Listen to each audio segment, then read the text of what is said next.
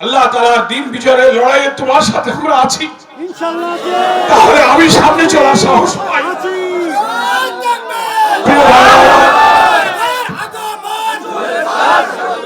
সাত লোক নির্বাচিত হলে দুর্নীতি করা যাবে না।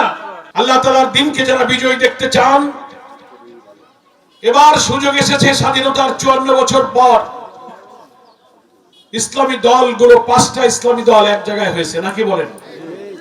জামাত ইসলামী, খেলাফত মজলিস, বাংলাদেশ খেলাফত মজলিস, নিজামে ইসলাম, খেলাফত আন্দোলন, 5টা ইসলামী দল। এর সাথে যুক্ত হয়েছে জুলাই আন্দোলনের জুলাই যোদ্ধা, যারা রাজনীতিতে কর্তৃত্ববাদী শাসককে বিদায় দেওয়ার জন্য পেটোয়া বাহিনীর গুলির মুখে বুক পেতে দিয়ে বুকের মধ্যে তুমুল ঝড়, বুক পেতেছি গুলি কর। এই সাহস নিয়ে আবু সাইদ মুগ্ধরা যারা জীবন দিয়েছিল, সেই জুলাই যোদ্ধারা ছাত্র জীবন শেষ করে সেই তরুণরা একটা দল গঠন করেছে, সেটা হচ্ছে জাতীয় নাগরিক পার্টি, ন্যাশনাল সিটিজেন পার্টি যাকে বলা হয় এনসিপি। তারাও এই 10 দলের মধ্যে আসছে। আলহামদুলিল্লাহ। 6টা ইসলামী দল আছে, জুলাই যোদ্ধারা আছে।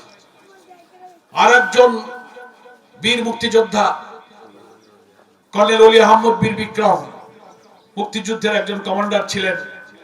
শহীদ রাষ্ট্রপতি জিয়াউর রহমানের জীবদ্দশায় বিএনপির যত সিনিয়র মন্ত্রীরা ছিলেন, তার মধ্যে জীবিত একমাত্র সিনিয়র মন্ত্রী ছিলেন কর্নেল অলি আহমদ। উনি জীবিত আছেন।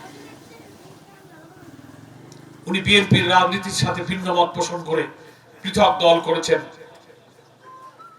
আমাদের সম্মানিত আমিরে জামাতের সাথে দফায় দফায় তার বৈঠক হয়েছে। আমাদের সাথে তার বৈঠক হয়ে তিনি বলেছেন, আমি আপনাদের এই 10 দলের মধ্যে যুক্ত হয়ে ইলেকশন করব। আলহামদুলিল্লাহ।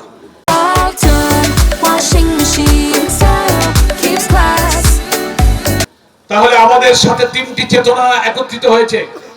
একটা হচ্ছে ইসলামী চেতনা, একটা হচ্ছে জুলাই আন্দোলনের চেতনা, আর একটা হচ্ছে মুক্তিযুদ্ধের চেতনা। 3টি চেতনার সমন্বয়ে একটি নতুন বাংলাদেশের মধ্য দিয়ে আল্লাহ তাআলা দ্বীনের বিজয়ের পথকে প্রসারিত করার জন্য 12 তারিখের ব্যালট যুদ্ধে আমরা সবাই দাঁড়িপাল্লাতে ভোট দেব। সবাইকে আমরা রাজি আছি? 300 আসনে এই 10 দল আমরা আসনগুলো ভাগ করে নিয়েছি, জানেন তো সবাই। এবং 10 দলের পক্ষ থেকে যিনি যেখানে পরিচিত, যার যেখানে বিজয়ের সম্ভাবনা, সেইভাবেই আসনগুলোকে বন্টন করা হয়েছে। খুলনা 5, ডুমুরিয়া, ফুলতলা, মুরব্বীরা আমাকে 10 দলের পক্ষ থেকে বলা হয়েছে যে এখানে তো আপনি একবার এমপি ছিলেন, লোকেরা আপনাকে চেনে, এই আসনে আপনাকেই দেয়া হলো।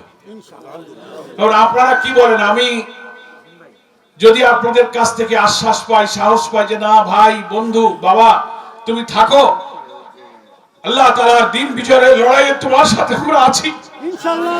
তাহলে আমি সামনে চলার সাহস পাই।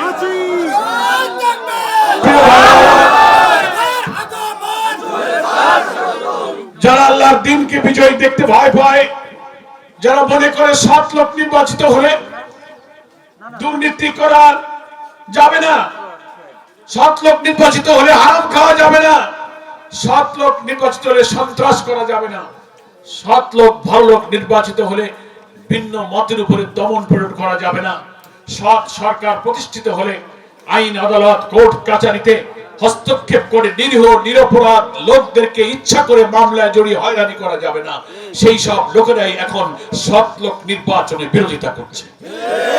এ কথা কি বোঝা যায়?